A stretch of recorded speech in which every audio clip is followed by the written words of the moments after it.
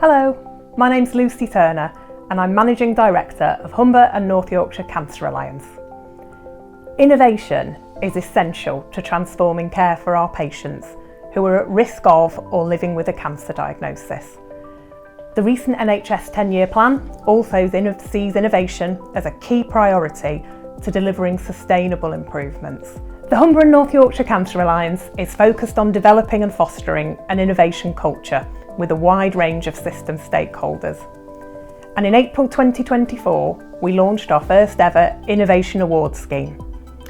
This resulted in us receiving 47 applications from across our system, with a total of £1.2 million of requested funding. We were able to fund a number of diverse projects led by system partners in both the NHS and the voluntary sector, some of which you're going to hear about later on in this film.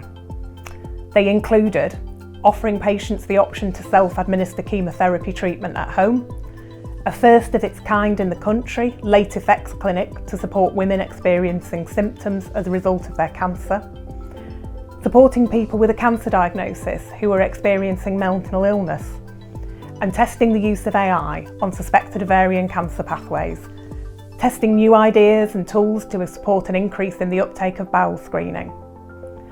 The film you're about to see showcases the work of just a few of the projects we could fund and the impact they're having on staff, patients and pathways.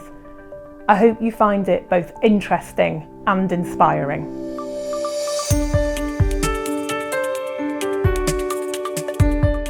Hello, my name is Shauna Smith and I'm a clinical specialist sonographer working in Hull. I was lucky enough to be granted some funding from the Cancer Alliance to carry out the IOTA ADNEX project. As most people will know, ultrasound is usually the first line imaging investigation to diagnose gynecology pathology. So ADNEX is a package that can be installed on ultrasound machines, and what it uses is 3 clinical predictors and 6 imaging predictors to help determine whether a lesion is benign or malignant, but then also help to subcategorise into the 4 types of malignant lesions. So that's borderline, stage 1, stage 2 to 4 and metastatic. ADNEX was able to confidently categorise 28 of these into benign, malignant and subtype of malignancy as well. So it was really positive from our point of view. Obviously the benefits that we felt to patients and to staff were that ADNEX helped us to be more confident when it comes to reporting ovarian lesions, but it also has a massive impact in patients' onward journeys. So when we see a lesion that is benign, we can be confident the lesion is benign and the patient can be informed, discharged and happy that they've got a benign result. In the cases where the lesions were found to be malignant, because ADNEX was able to subcategorise those lesions, what it meant is that we could then be confident in what type of onward imaging the patient might require. So massive benefits to patients because they're not having to go for multiple different imaging tests to determine what's actually going on with them, and also better for pre-surgical staging because it would mean that surgeons could then have a better idea of how to perform the surgery. The key benefits to this ADNEX project are obviously improved outcomes for patients, faster patient journeys, so better triage into different services dependent on what the patient needs, and the reduced need for multiple imaging, therefore less hospital appointments overall.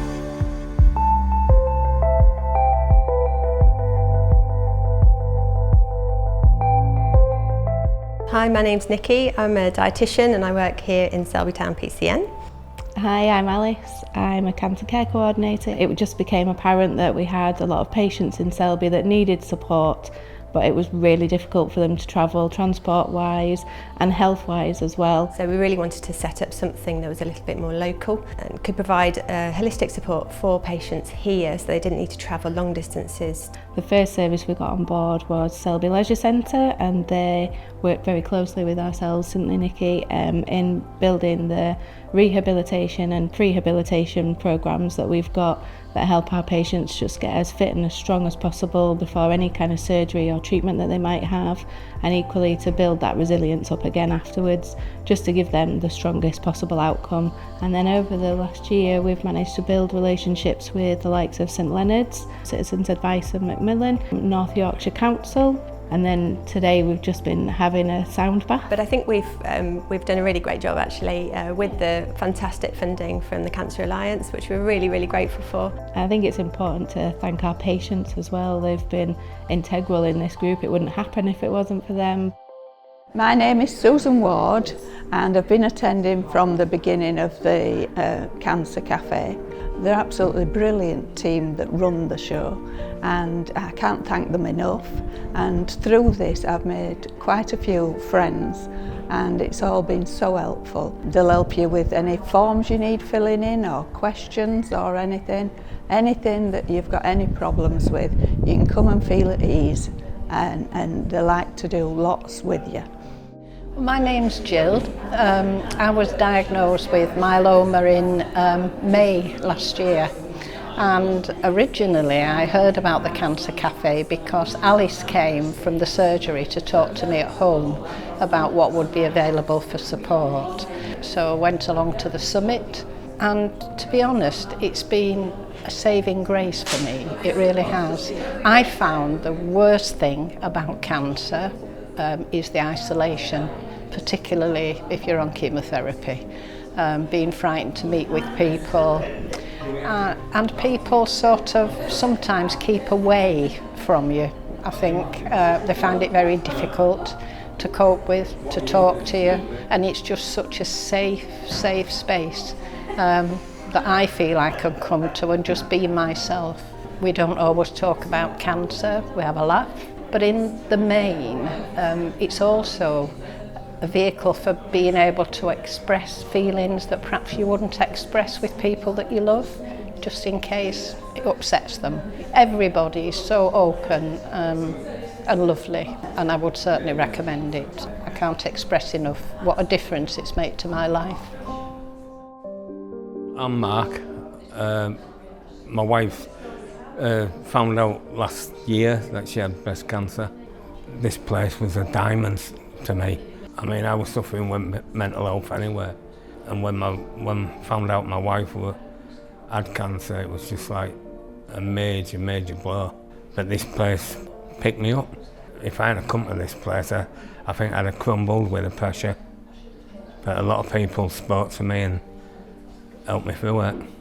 It's like a family.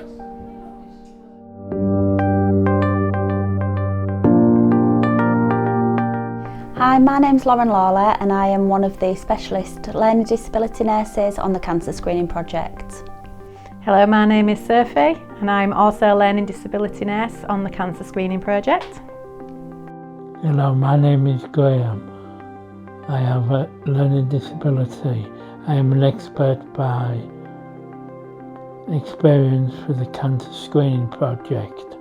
The Bridlington Primary Care Network identified that people with a learning disability were really low in uptaking their screening, and that sat around breast screening, cervical screening and bowel screening. So our expert by experience have supported us in identifying barriers as to why people are not accessing the screening. We have implemented training packages, most importantly made a video that will be shared within the Humber NHS Trust. We've already seen that there's been an uptake in screening since we've been on the project. We decided to work with the PCNs and be in their health reviews with individuals with learning disabilities. We've utilised our experts by experience to them to give their actual real life feedback of how they felt. It's quite shocking to find that still we're in the year 2025 and still are not having access to reasonable adjustments, and it's just worrying, it's concerning. So we're hoping that these implementations moving forward will make changes. We can already see that the numbers are improving. So how did we do the bowel screening, Graham? Do you remember we had a script, didn't we, for the video? Yeah. You played a very vital role, didn't you? Yeah. So we showed them how to do the test. Yeah. And you was the star of the show. Did a really good job. Yeah. So not only are you're going to be famous on your video, you get a bit of extra money every month. Your staff. Part of the team, aren't you? Yeah. Thank you for the learning disabilities staff. I'd just like to say thank you to the PCN for taking us in, to the GP surgery also. The most biggest thank would be the Cancer Alliance for giving us the opportunity to actually do this project, to hopefully support and change the way we see people with learning disabilities around cancer screening. Yeah, and not forgetting our experts by experience. Big thank you.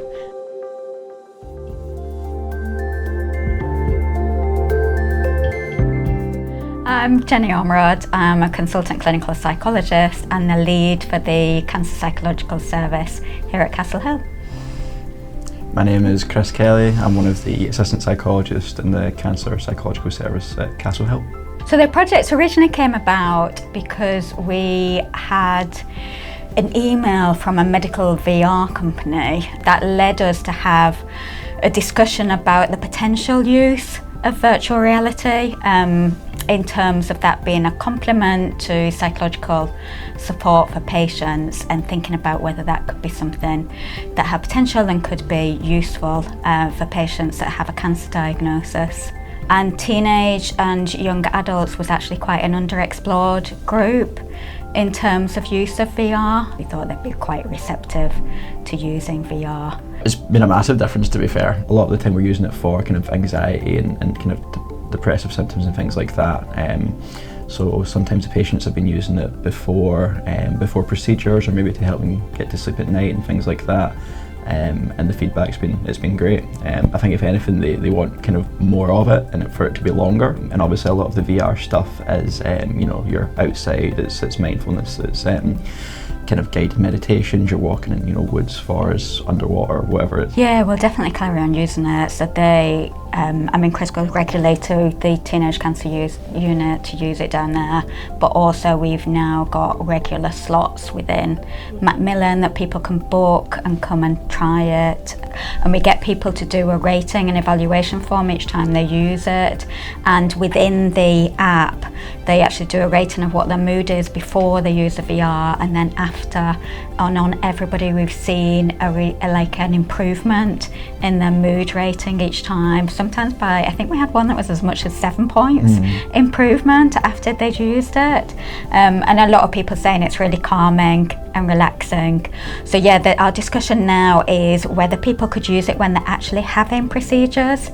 So say people that are anxious about having blood taken and don't like needles, whether they could use a VR headset as a distraction, or when they're having chemotherapy or other procedures that might be appropriate. A colleague of ours is also looking into the potential to create a virtual tour of a PET scan, because a lot of people are anxious about going in the PET scans and large machinery, and so that they can get used to that in a virtual way before they do it for real. We were very lucky that the project was funded by the Cancer Alliance, which enabled us to buy the equipment.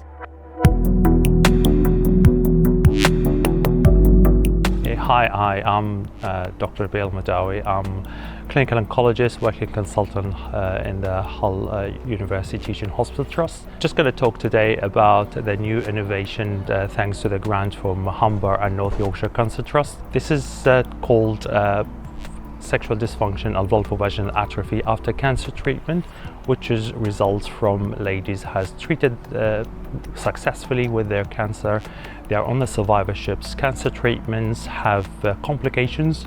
This complication could be hormonal, systemically, or locally in their intimal area, and this could result into what we call atrophy, which is a dryness of the area. We believe this trust is the first to start with this service.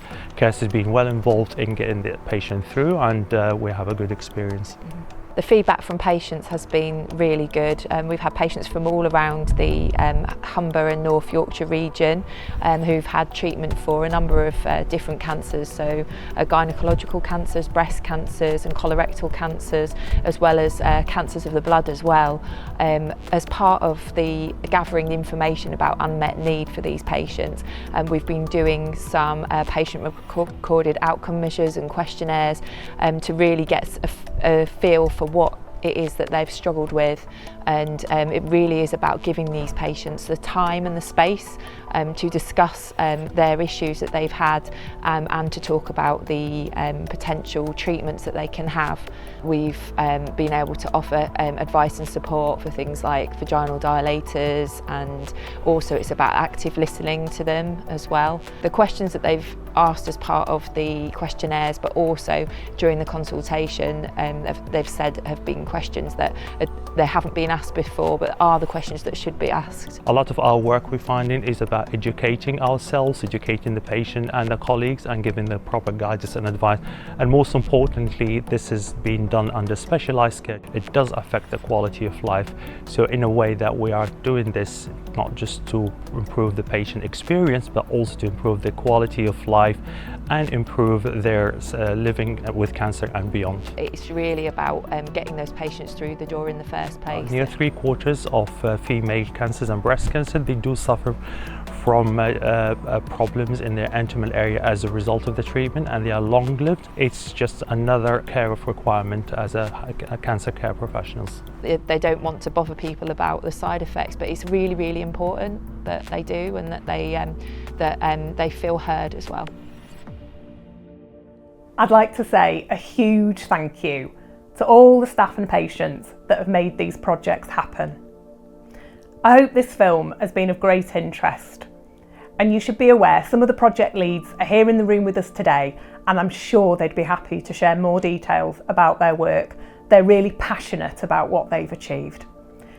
And finally, I'd like to say that the Cancer Alliance is delighted to announce that following a second round of applications in 25-26, we've awarded a further 11 projects with funding. These include innovation and, for this year, research as well.